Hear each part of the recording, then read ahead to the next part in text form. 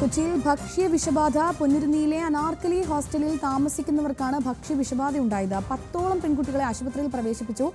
വൈറ്റിലയിലെ SLBS സ്ഥാപനത്തിലെ വിദ്യാർത്ഥികൾക്കാണ് ഭക്ഷ്യ വിഷബാധയേറ്റത്. Police ആരോഗ്യ വകുപ്പ് അധികൃതർ പരിശോധന നടത്തുകയാണ്. കൂടുതൽ വിവരങ്ങൾ അറിയേണ്ടതുണ്ട്. കൊച്ചിയിൽ നിന്ന് ഇർഫാൻ ഇബ്രാഹിം സേഠ് ചേരുന്നുണ്ട്. ഇർഫാൻ, 10ഓളം പെൺകുട്ടികളാണ് ഇപ്പോൾ ഭക്ഷ്യ വിഷബാധയേറ്റ് ആശുപത്രിയിൽ കിടക്കുന്നത്.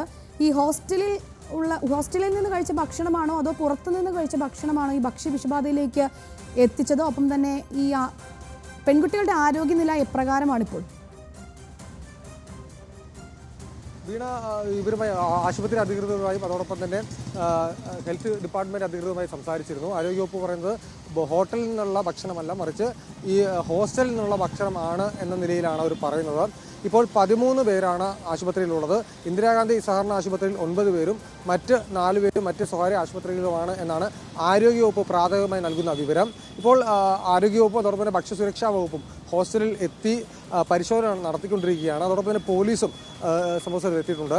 വ്യാപകമായ പരാതി ഈ ഹോസ്റ്റലിന് എതിരെ ഇവിടുത്തെ ഇൻമേറ്റുകൾ നൽകിയിട്ടുണ്ട് എന്നാണ് നമുക്ക് മനസ്സിലാക്കാൻ കഴിയുന്നത്. താമസക്കാർ പോലീസ് ഉൾപ്പെടെ പരാതി നൽകുന്നുണ്ട്.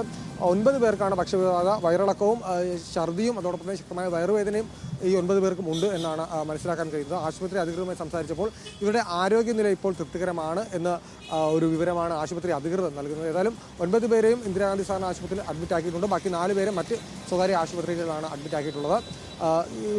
ഭക്ഷണത്തിൻ്റെയും അതോടൊപ്പം തന്നെ ഭക്ഷ്യവസ്തുക്കളുടെയും വെള്ളത്തിൻ്റെയും സാമ്പിളുകൾ ഭക്ഷ്യസുരക്ഷാ വകുപ്പും അതോടൊപ്പം തന്നെ ആരോഗ്യവകുപ്പും ശേഖരിച്ചിട്ടുണ്ട്.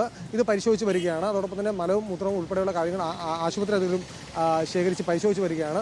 ഏത് തരത്തിലാണ് ഭക്ഷണത്തിൽ നിന്നാണോ അല്ലെങ്കിൽ വെള്ളത്തിൽ നിന്നാണോ എന്നുൾപ്പെടെയുള്ള കാര്യങ്ങൾ വരും മണിക്കൂറുകൾ നൽകാൻ കഴിയുമെന്നാണ് ആരോഗ്യവകുപ്പ് അറിയിക്കുന്നത്. വീണ, ഇർഫാൻ നേരത്തെ സൂചിപ്പിച്ചതുപോലെ നിരന്തരം പരാതികൾ ഉയർന്ന ഒരു ഹോസ്റ്റലാണ് ഈ പൊന്നുരുന്നിയിലെ അനാർക്കലി ഹോസ്റ്റൽ എന്ന് പറഞ്ഞിരുന്നു. അപ്പോൾ ഹോസ്റ്റൽ അധികൃതർ എന്താണ് ഈ ഒരു ഭക്ഷ്യ വിഷബാധയുമായി ബന്ധപ്പെട്ട് പറയുന്നത്? അവരുടെ ഭാഗത്തു നിന്ന് എന്തെങ്കിലും മറുപടി ലഭ്യമായി തുടങ്ങിയിരുന്നോ?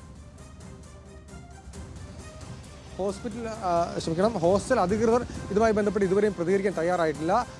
നമ്മൾ ബന്ധപ്പെടുന്നുണ്ടായിരുന്നു, പക്ഷേ എന്നാലും ഇവർ തയ്യാറായിട്ടില്ല എന്നാണ് നമുക്ക് മനസ്സിലാക്കാൻ കഴിയുന്നത്.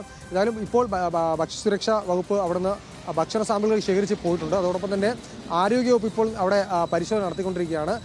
സർവൈലൻസ് ടീമും മാസ് മീഡിയ ടീമും ഉൾപ്പെടെയുള്ള ആളുകളാണ്, ആരോഗ്യവകുപ്പിൻ്റെ ഉദ്യോഗസ്ഥരാണ് അവിടെ ഇപ്പോൾ DMOയുടെ നിർദ്ദേശപ്രകാരം പരിശോധന നടത്തുന്നത്. അവിടെ നിന്ന് കൂടുതൽ ഭക്ഷ്യവസ്തുക്കളുടെ സാമ്പിളുകൾ ശേഖരിക്കുമെന്നാണ് ആരോഗ്യവകുപ്പ് അറിയിച്ചിട്ടുള്ളത്. ഏതായാലും കൂടുതൽ കുട്ടികൾക്ക് അസുഖ സാധ്യത ലക്ഷണങ്ങൾ കാണിച്ചു തുടങ്ങുന്നുണ്ടോ എന്നൊരു സംശയം കൂടി ആരോഗ്യവകുപ്പ് പ്രകടിപ്പിക്കുന്നുണ്ട്. അതുകൊണ്ട് തന്നെ 28 കുട്ടികളുള്ള ആ ഹോസ്റ്റലിൽ കൂടുതൽ ആളുകൾ നിരീക്ഷണത്തിൽ കഴിയേണ്ട ഒരു സാഹചര്യം കൂടി ഉണ്ട് എന്നാണ് മനസ്സിലാക്കാൻ കഴിയുന്നത്. വീണ, ശരി, കൂടുതൽ വിവരങ്ങൾ നൽകുകയായിരുന്നു കൊച്ചിയിൽ നിന്ന് ഇർഫാൻ ഇബ്രാഹിം സേഠ്.